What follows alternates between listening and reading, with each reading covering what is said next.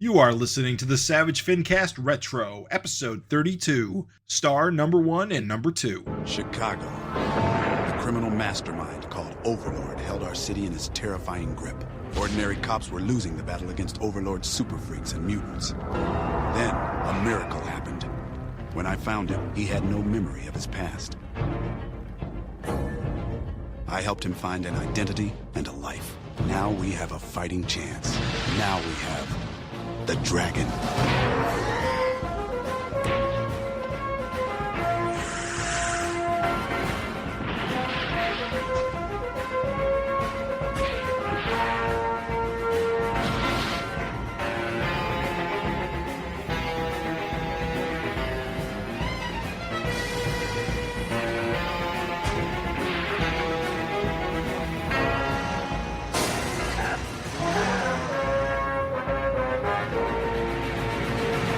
This is the Savage FINcast Retro, the show that ain't no seafaring samurai. My name is Jim Purcell. I'm Craig Olson. And I'm Mark Welser. Hey, Mark Welser. I feel like we're at a point where I can stop acknowledging that you're a guest host, as you've been on several episodes at this point. You're practically a regular. But it always feels nice to get an acknowledgement and an introduction from you, Jim. So I'll take it. It's always great just in to have case you people on. forget who I am. We can't consider him a regular until he completes the hazing process. Yeah, we gotta beat you with bats. Well, I'm halfway there. But this is the Savage FINcast Retro, the show where we go back to the past and look at all the interesting and cool Savage Dragon and highbrow production-related comics in approximately publication order as best we can manage. Which is why we are this week covering Star issues 1 and 2, which came out simultaneously as last episode's Super Patriot Liberty and Justice 1 and 2. This entire period of time is going to be quite the congestion of titles.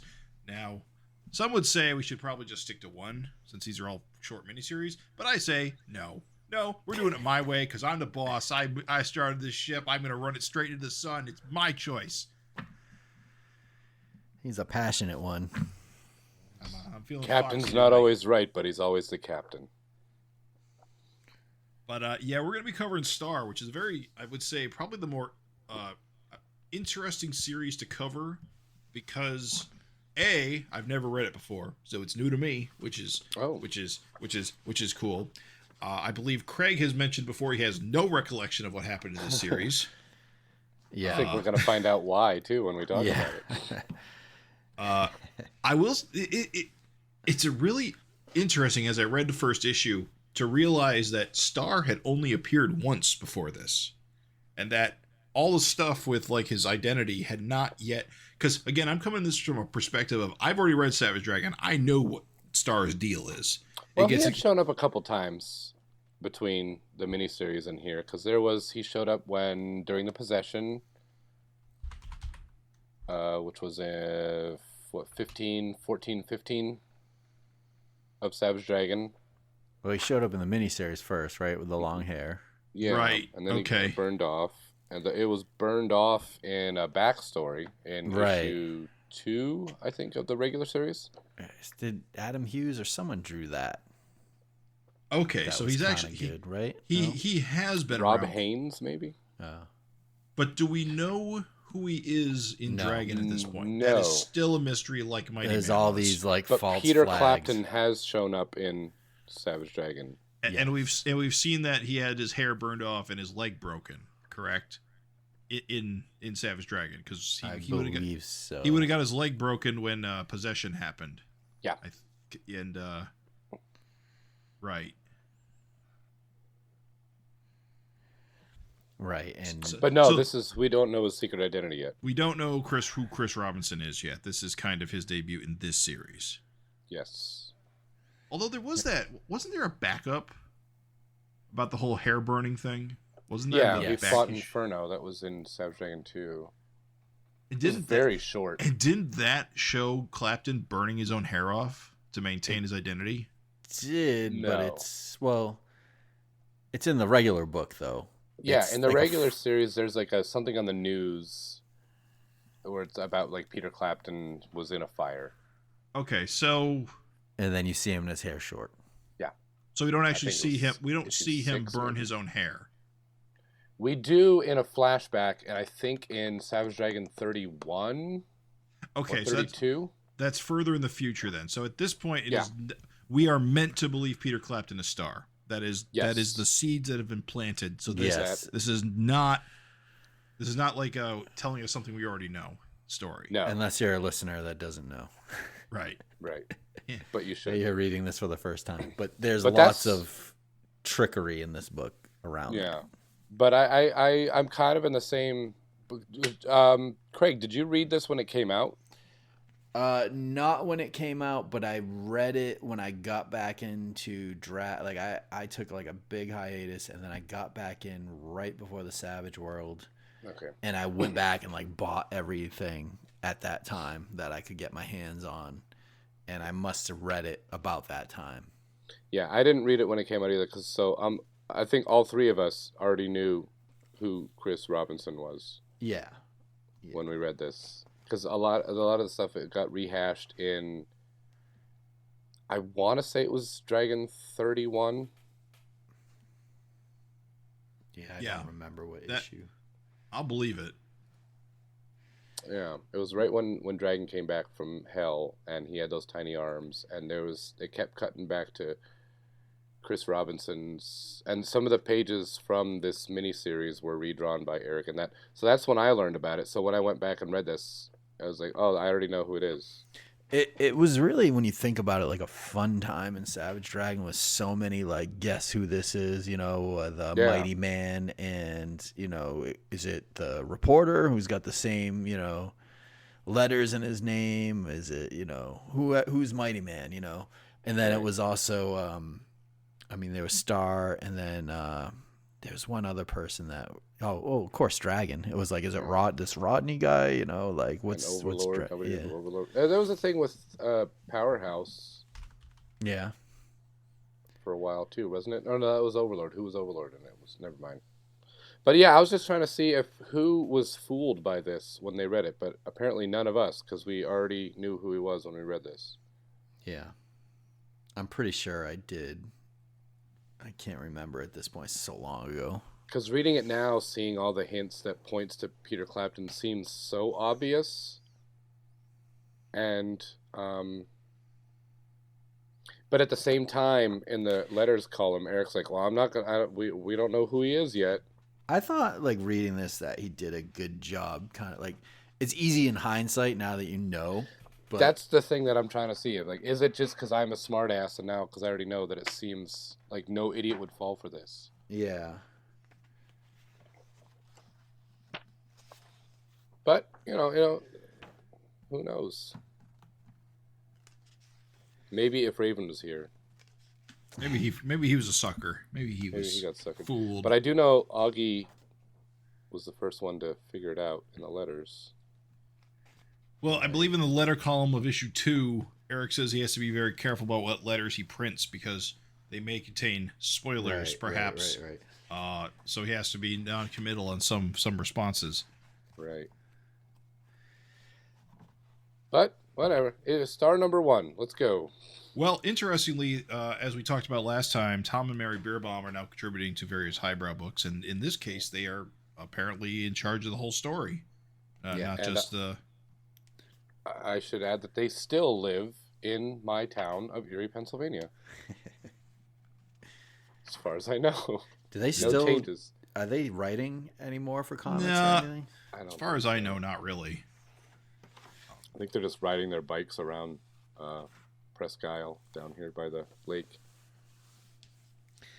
I gotta say, the opening scene of Star is pretty good. I like this it. First I like the page setup. is really good. I like the way that this is set up. The with reflection in the window, yeah. That's and then very smart.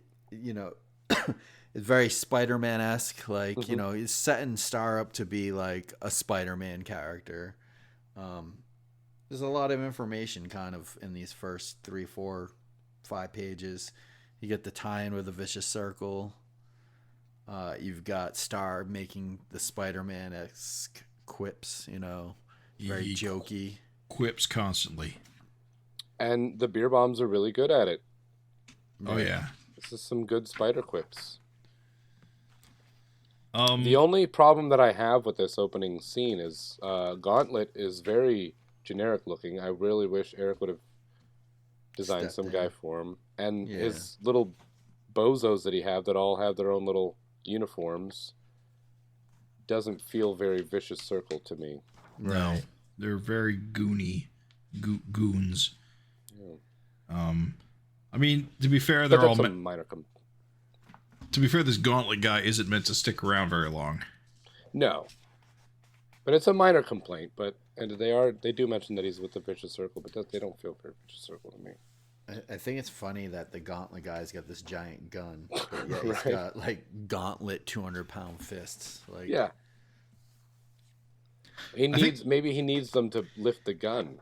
The gun doesn't do anything. He just drops holds it in one page. Yeah. Yeah, it's weird that he's using it to threaten the model here. But he's got goons with guns. They all have guns. He can just crush her. Yeah. You know what? I think that's the problem with the goons being associated with the Vicious Circle. They're not freaks. Or at least they don't appear to be. They appear to be human, which would not really associate with the Vicious Circle. Yeah, it just needs someone to shoot with shurikens. Yeah, he does. We can probably assume that they all have, if they're with the Vicious Circle, that they probably all have super strength. Yeah, they're all bulletproof. Their wiki probably says they have super strength. It's one guy that can multiply. Oh, there you go. That would solve the problem immediately. Now that we're talking about the issue, we should probably just mention it's drawn by Ben Herrera. Yes. And I'll say this based on what I'm looking at on Comic Vine. He has not done very much. His longest run was like a 9-issue run on Freaks at Malibu. Is that Freex? That is. How that's spelled. I don't think I've ever said that title out loud before. I guess I didn't realize it's pronounced Freaks.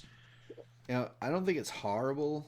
It's not my favorite stuff, but I think it holds up better than a lot of the early Image stuff. It reminds me of a Wish.com version of like Jason Pearson. Yeah, that's very I totally see that. Kind of the squared off kind of look on a lot of the characters. Yep. Like it's not bad, but it's just very plain. And it's hard to like compare after reading like a Dave Johnson comic because the backgrounds here are very sparse. Yes. Just lots of speed lines, which the speed lines aren't even that great. But like I said, not the worst. It's definitely better than a lot of the art that was considered passable back then. Yeah, it's not terrible, but it's not one of the... It's also not the worst highbrow book that we're going to see. But it's good. It's a fun style. Would you say it's better than the Deadly Duo art? I think it's better than the John Cleary one. Yeah. I'm just not a fan of the... Back then, I probably would have said no. I probably would... I bet you that John Cleary one was one of my favorites back then because it looked like McFarlane, and I, like everybody else back then, was a huge McFarlane nut. And now I can't... All I see is all the flaws. I cannot like it. Like, it's weird how different my tastes have evolved, but... Well, you should be lucky, Craig, that there is not a letter of yours printed in an issue of Savage Dragon where you declare that you think John Cleary's Deadly Duo series looked better, because I wrote a letter that said exactly that, and it's printed in an issue of Dragon, and I would love to take that back publicly now. I get it, though. For that time, though, everybody was, like, eating up anything that looked like McFarlane, right? Right. And honestly, like, I thought the McFarlane Spider-Man book was like the best thing ever to come out, ever. Nothing could ever top that. And now I look at it and all I see is the flaws. Like, I don't feel anywhere near what I felt then. Agreed. But Ben Herrera, he does have some good angles here on his action. There's some good movement in his panels. It's just not bad. It's just like you said, sparse. Sparse, and it feels like the camera angles are kind of just pretty vanilla, you know? Star's head is oddly boxy, too. I think that's just, his style. And I do like the idea of a Star motorcycle. I love the Star cycle. Like the idea that, you know, Peter Clapton just wants to be like a Batman type guy. Yep. And then he shows up in the second issue on the jet ski. Yeah. Just has all these toys. Yeah. Stuff a millionaire musician playboy would have. I mean, there's no coincidence. It's an interesting concept. I'll give you that. I just don't think it was fully executed the best way. The premise of the rich celebrity who wants everyone to believe he's a superhero. Yeah. I think it's a great concept. Yeah. It's weird, but it's like once you figure out who the actual guy is, like then where do you go from there? Right. I guess from a story perspective. You get to have an on again, off again relationship with Alex, and that's where that goes. Right. But did either of you ever find it weird his name was Peter Clapton, or distracting that his name was Peter Clapton? Like Peter Frampton and Eric Clapton. Yeah, that's what it's supposed to be. Okay, so it's weird to have your quote unquote main character have a pun name like that, like the other pun name celebrities. Larson does, or like hair a pair of Liberty testes. and Justice Farrell. Yeah, that's oh wow, we are 2 for 2, aren't we? Arnold Schwarzenegger, I think, was in the Deadly Duo. Yeah, there's a lot of that. Yeah, but but Rita usually they're Metermaid. not a main character. Yeah, Meter Maid, I guess, but not a take on an actual celebrity's name. Right. Yeah. Jerry Rivers. Yeah. Jerry Rivers. Sometimes it is a bit distracting. Like it does pull you out, but it's also kind of fun. But it also it's a good shorthand because you hear that name, you know exactly who he is. That's true. Right. You hear Clapton, you go musician. Yep. Right. Good point. But this top of train fight's fun too. More That's the thing about this issue in particular is that it's full of action. It opens with action. We get a big train scene in the middle, and then it ends with the flying drones over the water. That's kind of what this issue in particular, and then possibly this whole series, is that you see a lot of Star in action, which you can really appreciate, except for the fact that in doing so, there's very little time to develop like Peter Clapton and his little clique as like characters. You just kind of get cutaways to them, like they're almost like secondary to their own title.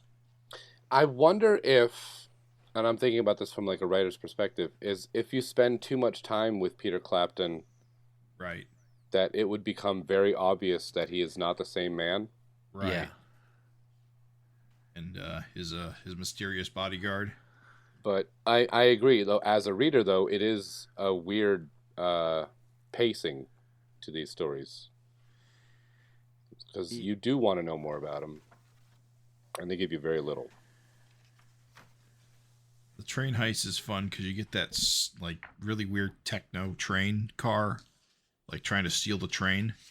Yeah, it's one thing I'll say over these 2 issues that we read for this episode. I still don't really know what the goals are for these bad guys. It'll be interesting to see where that goes in the future issues. Because I have not read ahead. I've read all of these before, but like for this, I just read 1 and 2, and Same. I do not remember. Same. If these bad guys show up again later. I know Morgor shows up, but I do think it's funny. Like these like quote unquote drone things is like way before drones are a real thing. You know. Yeah. These guys he's fighting are definitely techno. Like, not. See, it's interesting because they're also like cyberized techno guys with armor, and to be fair, the armor stuff the designs are pretty cool, but coming off of Dave Johnson's, like last time, it's not quite as good. Whereas it's also not fair to compare this to Dave Johnson. Right. I mean, no offense to Ben Herrera, but he's definitely no Dave Johnson.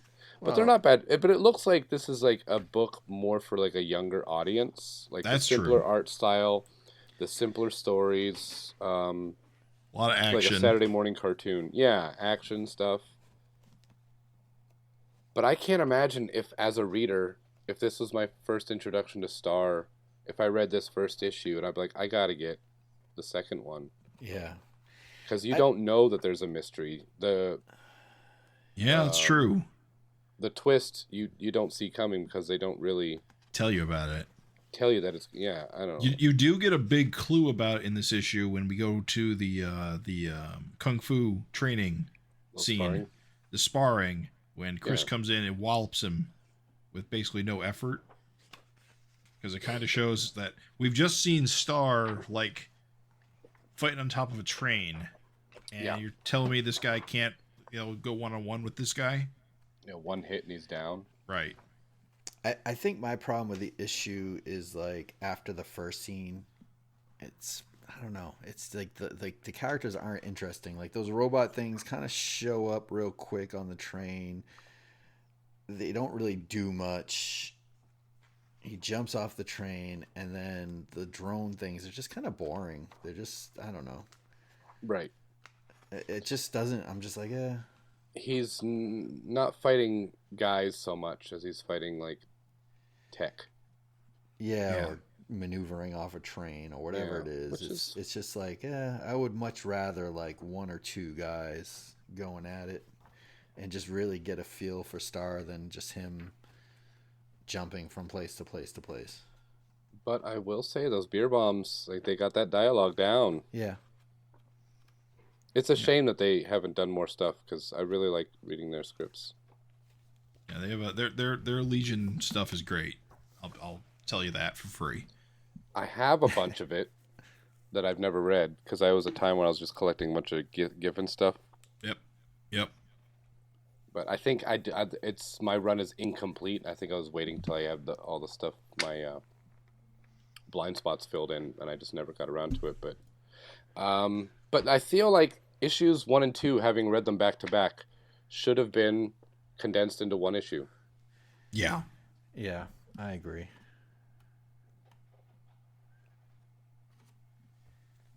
So we're jumping on to issue 2.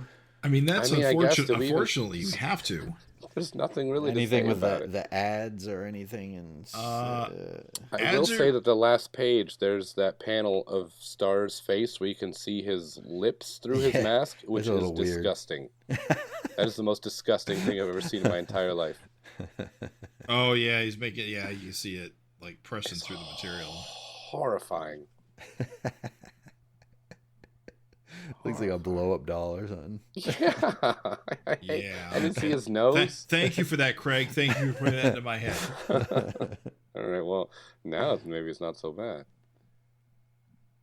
But no, there's really not a lot to say about this first issue. We got some of the ads again. This Ain't No Seafaring Samurai for Vanguard #1, which we maybe figured out years ago and forgot again. What that reference is. As of this recording, we have not figured it out. You got the Savage Dragon Pewter limited edition, solid 100% pewter. Only $22. 3+ inches tall. Did you get that one, Craig? I did not. No, I was never into statues really. No, I got all the like figures, although I didn't get the Ninja Turtles. I only have one of the Ninja Turtle figures, but. No, the statues are not my thing, really. Although I did buy, I'm lying because I bought one of the, remember the Darker Ages, the mini pewter things that came out years later. They did a Dragon, a Rapture, and a Mighty Man. Oh yeah, I completely forgot about those. I got the Dragon one. And it sucks. Are either of you familiar with Stormwatch? Like it's run? No. I bought like the first 5 or 6 issues, I want to say. I think like Jim Lee did like the first 2 issues or something and then was like done or something. I forget. I know that Vic Bridges was originally supposed to be the artist on that. I remember that, yeah. It's just this issue, this ad is talking about the end of Stormwatch, And my recollection is when Stormwatch ends, Authority begins. So I guess Stormwatch, but this is way too early for Authority. That's when they're back to DC, right? Yeah, I guess it would have been like one of the DC relaunches, perhaps. I don't know. I just don't have enough information. Although it's up to issue 23 according to this ad. Yeah. I'm seeing this ad for Savage Dragon 20, which that is not the cover for it. I feel like Stormwatch was like, who was the guy that used to like kind of ghost Lee's pencils? Scott Williams, was it? Or I wouldn't like, know. I feel like it was like the same situation as Savage Dragon 13, where Jim Lee might have just like. Was it Scott Clark? No, I just feel like Jim Lee Scott for Williams the first few issues. Yeah, like someone kind of drew it, and Jim Lee maybe did little touch-ups here and there, but it was kind of sold like a Jim Lee book. Just the Wildstorm. What is it? Wildstorm. Was that the name of his studio? Jim Lee, yes. Homage. No, yeah, I couldn't remember if it was Homage or Wildstorm. No. Homage is a sub brand within Wildstorm. Oh dear. Homage was specifically for like Astro City and no. I want to say. I feel like it started off as Homage. No, it's maybe changed. Definitely Wildstorm. Wildstorm had several imprints. They had Homage and they had Cliffhanger and they had. I think though when Image started, it started as Homage. And I feel like it was too. I remember getting the Inside Image book where all the studios. Yeah. And then I feel like Wildstorm, after he started pulling more books in from other creators, then it became Wildstorm. To be fair, I never paid attention to what Jim Lee was doing, so it could have been Wildstorm was established first. I think you're right. I don't know. If you look here, I also don't give a shit. Yeah. Okay, so you're right. I guess I wasn't aware of this part of their history. Homage was Wikipedia says Image grew out of Homage Studios and was founded by artists Portello, Jim Lee. Okay, weird. I didn't know this. It's like Brandon Choi or something. There's no details. Because it says here, Wildstorm, founded by Jim Lee and Brandon Choi, was one of the founding studios that formed Image Comics. It says Image grew out of Homage Studios. So Do they mean Mirage? That would make more sense, but I don't know. Wasn't Sylvester? It's Wikipedia. You can't trust any of it. Unless Homage was just what they called their studio, like while they were still working at Marvel. Possibly. Maybe they just had a group of guys that just hung out in the office and they called it Homage Studios. Yeah, whatever. Doesn't matter. It's nothing now. Ripclaw 3. I don't remember what Ballistic Studios, like Top Cow and Ballistic Studios. Don't know what that is. At this time there was like a lot of like sub labels starting to get thrown around.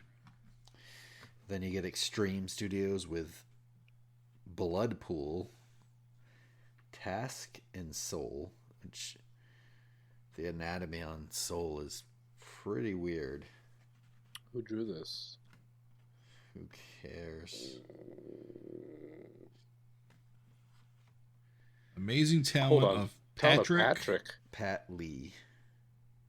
Oh, okay. Just says Patrick. It just says amazing talent of Patrick.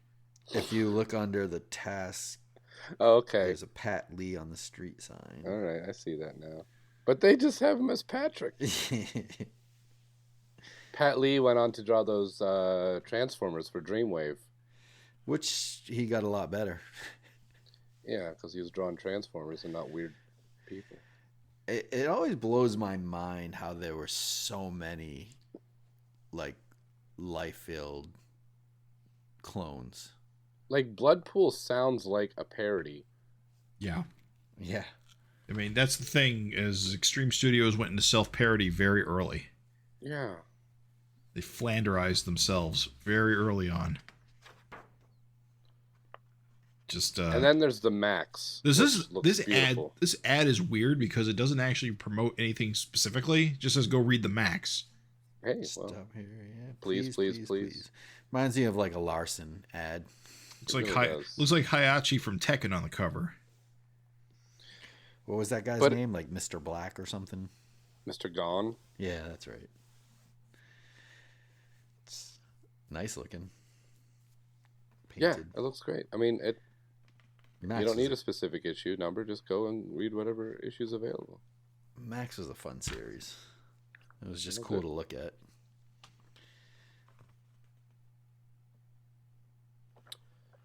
Let's see, issue 2? Are we going to issue 2? Star issue 2. Cover's kind of interesting with them falling out of the sky, which I guess is where we left off last issue, more or less. It's exploding guts on the cover. Yeah, it's a little weird for a cover. Yeah, you do see the little blood streams come out of his back, although I think the guts are actually tubes, techno tubes. Maybe not.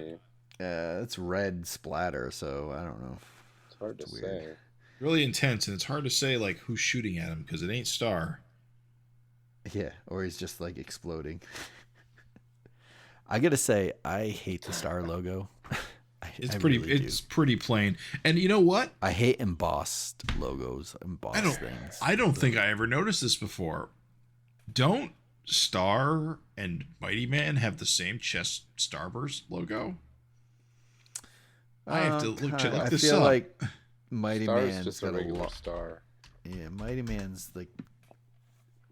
I think it's like no, they're both the identical star on his forehead. On his head. On his forehead. Yeah. Oh, okay, sorry. And in the logo. They are identical to the original Ann Stevens Star burst. Well, I think how it's drawn changes. Like on the cover, it's more like the Mighty Man one with a longer tail. Right. Whereas like in the book, the four sides are pretty even. You're but right. yes, it does similar. vary a bit. I guess I never noticed because I'm just more used to Lightning Bolt Mighty Man at this point. I just saw today there was an ad in the back of one of these books for Star that had a different logo. Really? Yeah. Yeah, I can't. I'll find it. Oh, okay. It's in the back of this issue. There's these comics rule, and the fourth image is all the secrets revealed. Star. It's very small. There it is. Yeah. It's a weird logo too, but I kind of like it better. What issue? Which issue? It's the back of issue 2. On the inside back cover, there's a double page black and white ad for some highbrow books. Oh yeah, okay, yeah. There is a completely different Star logo there. I actually want to say it's better. Yeah, I think so. This one, I think it's like a little better. I don't know. It's legible, I will say, but the second issue logo works better than the first one. There's too much silver. Yeah. On the first issues, there's Star, and then there's the Star behind him that is also silver. I don't know. It's a little bit much, but I do like this other logo. And I wonder why they didn't use this one. Well, it's advertising for issue 4. Maybe they changed it at the end and then just never used it. I wonder. That's weird.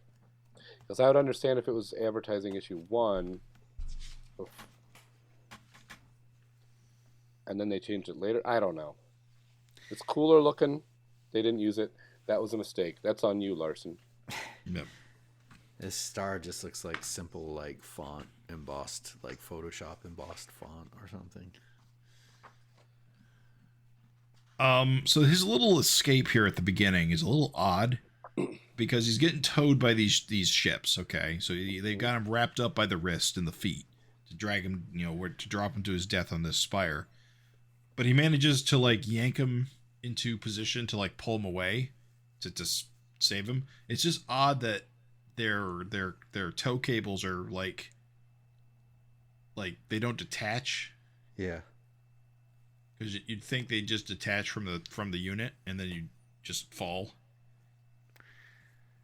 Some of them, I don't even know how they're holding on to them. Yeah, it's a little it's awkward conceptually. Yeah, I'm not a fan. I just like fighting these mini airplanes. It's just Like if there was a cable and it had a different little drone on the end of each end of the cable, and it was kind of looping around him, I could see that. But it's just this doesn't make any sense how it's even holding him. Right. The one's just attached to his belt. And how long is he flying for? Because he goes from like being in the middle of Chicago, I'm assuming, to like out in the country. Yeah. Yeah. With like mountains and stuff. He's in DeKalb now. Where are there mountains there? I don't know. Like, It's also really odd. There's an ad in the middle of the story that never ever happens in The this. reason for that is because there's a double pager coming up that was not Planned for. Yeah. Yeah. Because there's two ads. Because there's another double pager later. That's the only time you ever see these ads in the middle of Larson's books. Somebody miscounted. Someone fucked up. Yeah. Yep, it is just kind of weird how he ends up out in the country. You know that rural area that surrounds just Chicago, where the cows live, and presumably the burning field was. And then he takes this drone to his friend here, the scientist guy that I don't recall ever seeing again after this. Never seen before, never seen again. Is like microchip guy. Yeah. I kind of hate the one drone carrying him, all his weight, and he's just like, the thing's just like got this, thruster in the back that's not burning him up or anything as he holds it, and I don't know. Yeah, it's not a fan. You're asking the wrong questions, Craig. You're poking holes. Tiny little cockpits. I wonder if that makes any more sense in the next couple issues of why there's a tiny cockpit. Were there tiny men supposed to be in there? Someone wanted a model accurate. Speaking of double page spreads, how do you feel about pages laid out like this? I don't love them. Yeah. To be fair, it at least does a few things to make you know the direction you're supposed to be reading it by having the overlap. But I felt the middle column, the middle row, wasn't obvious enough. Even though because the overlap gets caught in the gutter, so it's kind of hard to notice. Yeah, the blue panel should have came over a little bit more. Yeah. Star's shoulder underneath that too. Or continued with the diagonal panels to keep the motif going. I think it would look too busy if it was all diagonal, but I never like pages like this. Powers, they used to do this a lot, and sometimes they would do it where you have to read, you're supposed to read one side of the page and then the other, and sometimes it would just make it like this where you're reading from left to right over 2 pages, and it got so confusing, and it just, I don't think there's ever a way to do this that it's looks great. I think the main problem is it starts with the top here, the second panel, right at the crease here. The only thing that's going on the second page is Star's elbow in that panel. Right. It's just not enough. I feel like if it was split maybe towards like his waist area, so you could see the rest of his body continuing onto the second page, it would be clearer that you're supposed to read it as 2 pages. I don't know. I try to avoid these kinds of layouts when I do mine, because it's real easy to confuse the readers. Yep. Right. A double page splash, that's easy. It's 1 image.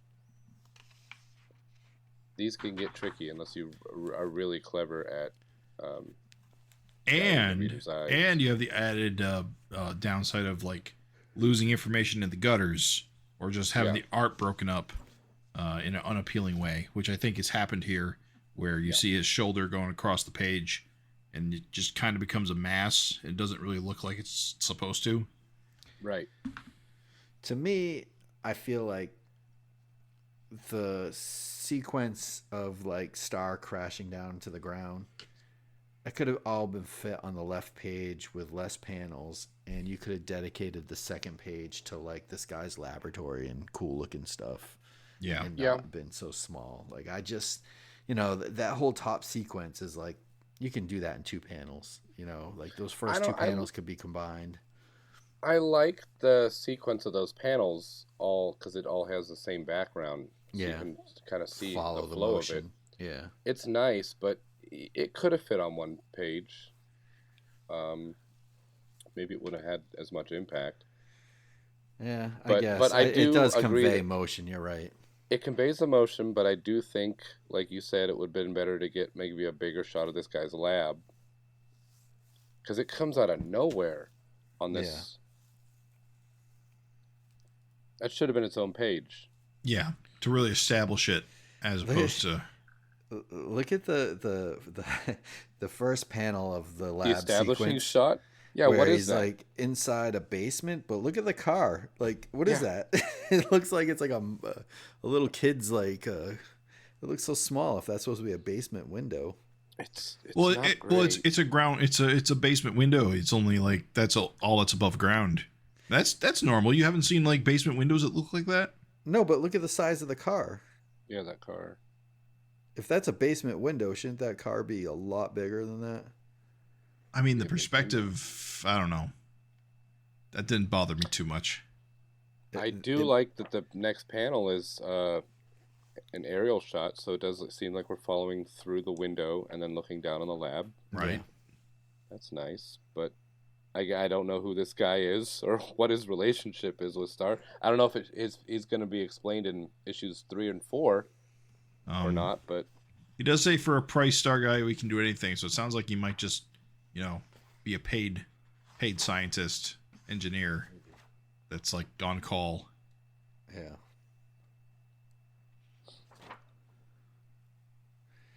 I don't know. Should have just had the guy that was bouncing Ricochet's rubber blood. Bring him back instead. Then we get a bunch of guys that really don't care about. No. That's the next scene. Too many. And then the one mob boss is in shadow, like he's important. Yeah, I don't know. Why are we leaving this a mystery? Maybe it's no one. Mood lighting, but just on his face though, and in every panel. Unless he's got like a fucked up face, but I don't think he does. No, because we see it lit up in the final panel.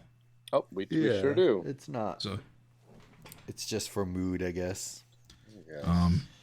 It's weird that Overlord would call this guy on the phone.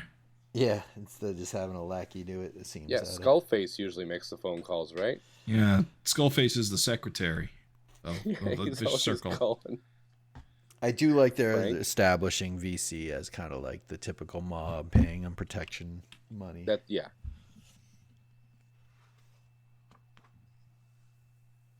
This guy's a little mouthy, though, to Overlord. I could see him being mouthy to one of the goons on the phone, but Overlord himself? Yeah, Overlord would come down here and burn these guys to death at this kind of behavior.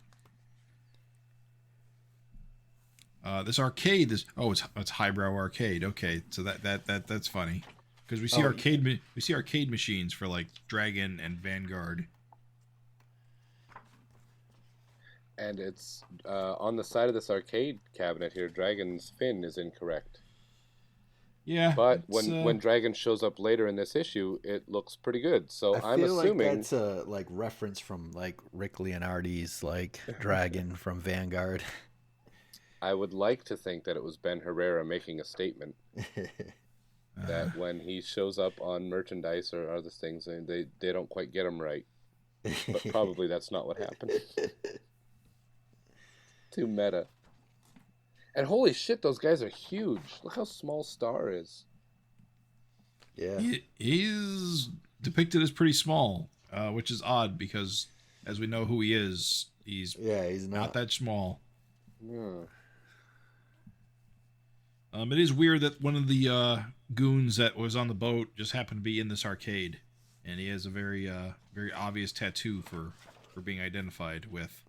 Yeah, very shitty tattoo. Same tattoo on his head that he had was a snake tattoo on his helmet.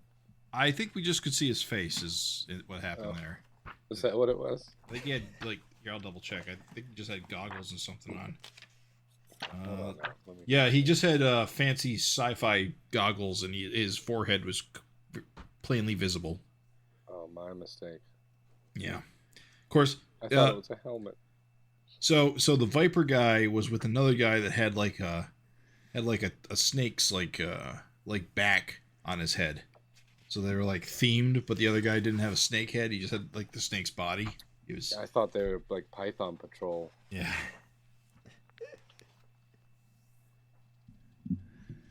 Python Patrol.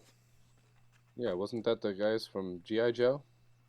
Was it? Was that Tiger Force and Python? Right. Those were repaints of G.I. Joe guys. Only now they got tiger marks. Who are the every franchise has snake guys, right? He-Man.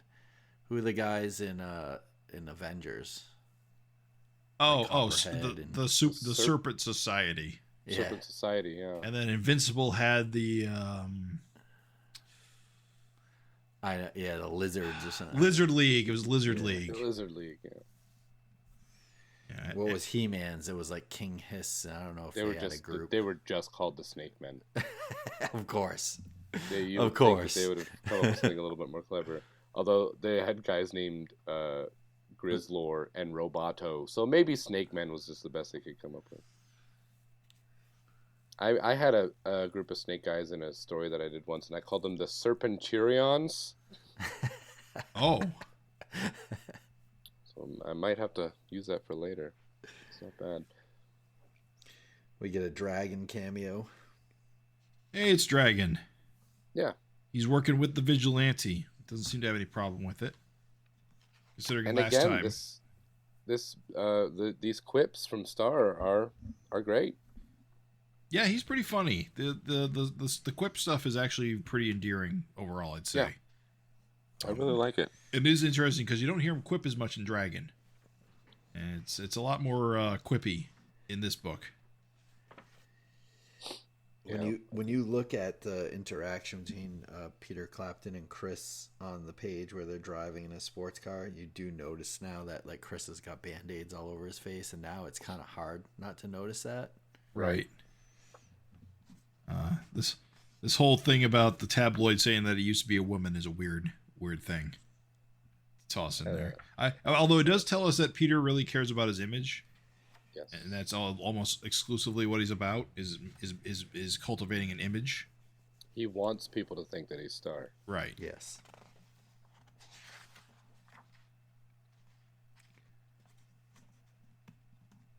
And I gotta say, I did not immediately realize this was the same woman from the opening in the first issue. Because that's who she is. I did. Yeah, I realized that. I did know that. I think it would have been more clear if these two were condensed into one issue. Yeah. I did forget that Chris Robinson was associated with the Vicious Circle. I also forgot that. Well, I knew his brother was. Right. That was what I was going to say. Brother's Bludgeon, right? Or no? Yeah. Or will become Bludgeon. I forget because there's like a second Bludgeon. Yeah, because that always messes me up that there are two Bludgeons. Wait, because isn't there also the other guy who like kidnaps? Oh, never mind. I'm thinking of what's his face and Rita. Ralph. Yeah, that guy. That's unrelated to Chris. Never mind. Yeah, that's William's brother. It's William's brother, exactly. Yeah, I completely forgot that he was involved with the Vicious Circle. This is probably Skullface on the phone this time. It's all Skullface is the one that makes the threatening calls.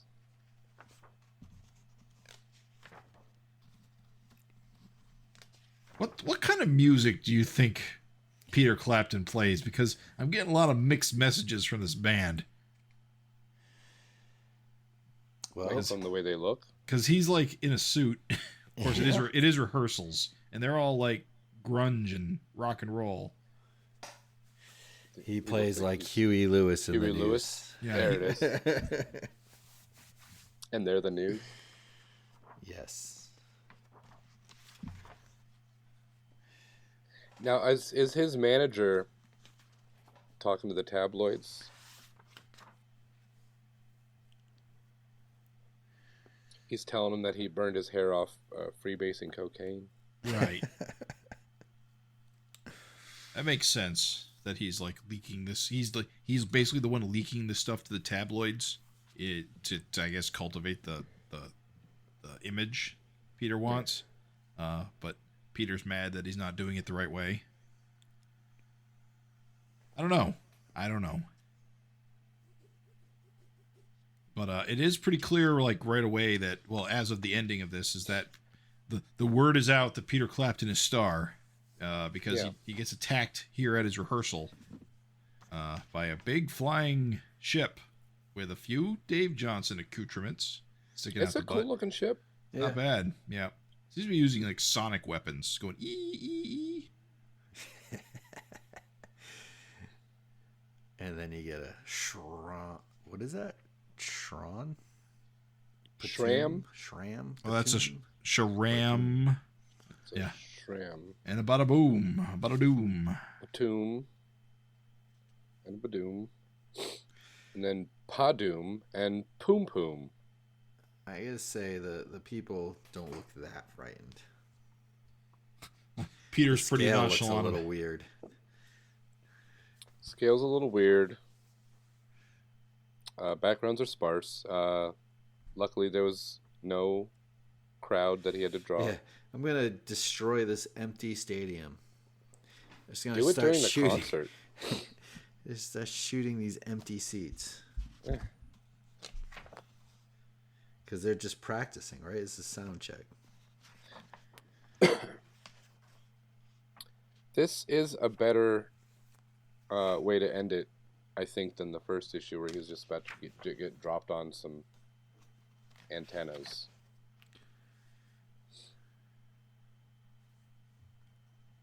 Especially now, because it seems like it is starting to become a little bit more clear that maybe Peter is not Star.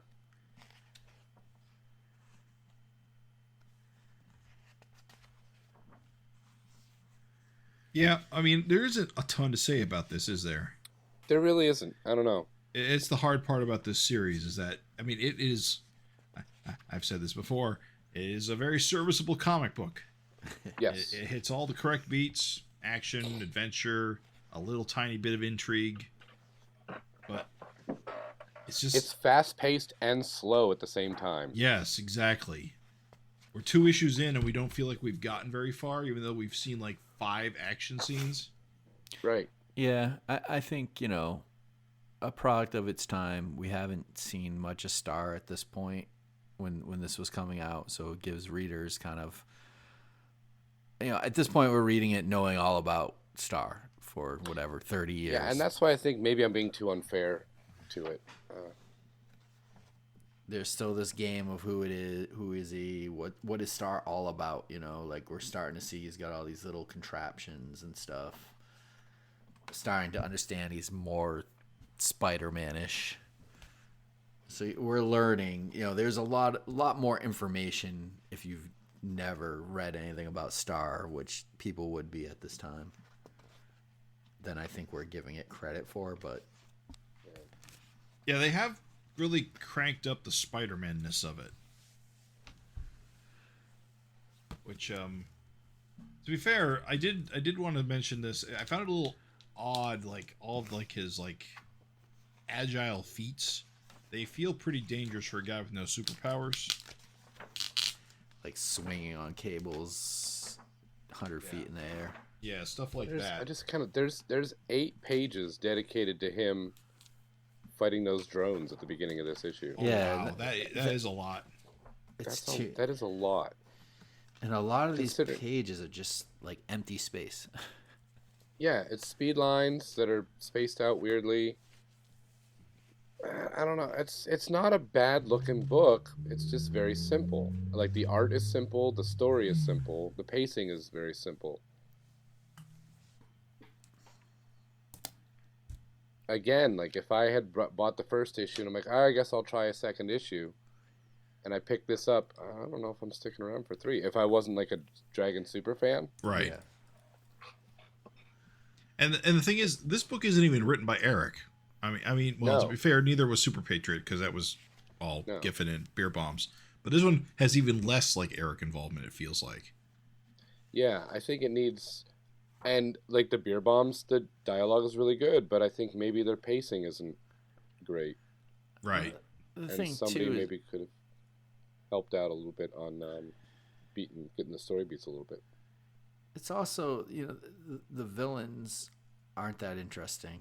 The drones, and then when he's actually fighting people, they're just regular people. It's not that fun to look at. It's okay. Yeah, it's just 3 big guys in shirts at the arcade. One guy with a snake tattoo on his head. And a giant ship that comes and shoots sound waves. Well, I know that, and there's some actual Vicious Circle guys that show up later in the series, but it seems generic. The villains are simple. It's just simple. Yeah. Well, I guess they all it's can't not very be winners. Ambitious. No. Serviceable, I think, is definitely the best way to describe it. Yeah. But these would have been fine, I think, as backup stories, like running through the back of Dragon. Right. Like when Vanguard was running. I think there's just so much going on. New characters. Like, I'm sure that people were excited to read about Star, this new character. It just could have been executed better. I think, he could definitely have his own book, or at least a couple miniseries. Yeah. But I think, like you said, either on issue 1 or 2, it's kind of like once the cat is out of the bag, I don't know. He's not that interesting. He's got no powers. He's not like a rich guy that can have gadgets unless Clapton somehow still sponsoring him. And so coming at it after knowing all this, it makes it even less interesting. So I think part of that was the intrigue in the beginning of like, they're making that a major plot of this. Like, who is it? So you're looking for clues. Who is Shadowhawk? Yeah. Yeah, and there's really not a lot of red herrings in here. No. There's really only 2 people that it could be. Peter Clapton or Chris Robinson. And the obvious one is Peter Clapton, so if it's not him, then I guess it's going to be his friend. I think if there were more what if like Peter Clapton had like an entourage, and there was like 4 different people that Star could be, and then you tease that for a while, and you really put the focus on like the rock star lifestyle, and then occasionally you have the Peter disappears and Star shows up stuff. Yeah, but you could tease it a little bit more. Go ahead. I was just saying, let me ask you a question. I can't remember. Was Eric even playing at Star isn't Peter Clapton, or are we just everyone all along just like, is it obvious that he's trying to make a mystery of it, or is it just at the time is everyone just think Peter Clapton is Star? Let me check something really quick. No, because I was reading some of the stuff in the back, and it seemed like it was, if you're just reading it straight at face value, Peter Clapton is clearly Star. Right. But in some of the like letter columns and stuff, it's like, oh, some of you guys have figured out the secret of Star or whatever, and I can't print those letters. But that doesn't necessarily mean. Well, maybe. Yeah, I don't think it was ever advertised like as a. Yeah, you could be right. So I can't remember, and I didn't read that at the time it came out. Yeah, I wasn't around at the time. time. But I also think just playing it up like he is Peter Clapton the whole time, and then you get hit with, oh, just kidding, it's been Chris Robinson the whole time. And it is a good punch. And then going back and being like, oh, shit, that was so clear, Yeah. So I don't know. But again, we're reading these retroactively with the knowledge of who these people are already. So it's hard to judge. Right. But if there's not that mystery, then it makes these books even a little more boring to me in my Yes. mind. Like if Yes. he was playing it straight, like this is Peter Clapton, there's no mystery involved, and everyone just thinks it's Peter Clapton. Right, that's the problem. Yeah, it's like, oh, there's not much to this. It's fighting some robots again. Tossed a guy through a window. I really still don't know what's going on. Like, With the villains? yeah, like what is the goal here? Or is he just chasing things down for clout? I guess we're going to have to wait and find out in issues 3 and 4, but it does seem like it's just a bunch of random shit. So I pulled out my Savage Dragon Ultimate Collection Volume 1 just to take a look at that Star backup. Yeah. And at the end of that story, Star gets his hair burned off. Yep. And he says out loud to nobody, "So much for my trademark hair. This will sure play well on Entertainment Tonight. This is no way for Idol of Millions to be treated. Oh man, sheesh, I wonder if Inferno made it through that one." It almost is as if he was supposed to be Peter Clapton all along. And at some point he changed his mind. Didn't Peter remind me, it's been so long. Didn't Peter Clapton go out as Star a few times and get banged up before? Oh. Yeah. I think he went out like once and got his ass kicked, and then he's like, I need a bodyguard. Yeah, and I think that comes up in a backup later. Yeah, it was in flashbacks. And of course then there's also during the Savage World where he's fired Chris Robinson and he goes out of Star during the Possession story and gets murdered, gets absolutely killed. Also, that Star logo we saw, it's actually in this backup. So it's actually an old logo. Okay. That makes sense. But I don't think that he was planned to be Peter Clapton originally, because in the old graphic fantasy stuff, he was always Chris Robinson, right? Oh, that's a good point, too. Yeah. This dialogue's weird, then. Maybe he was told to say it, so that in case any reporters are nearby. Right. In case somebody hears him.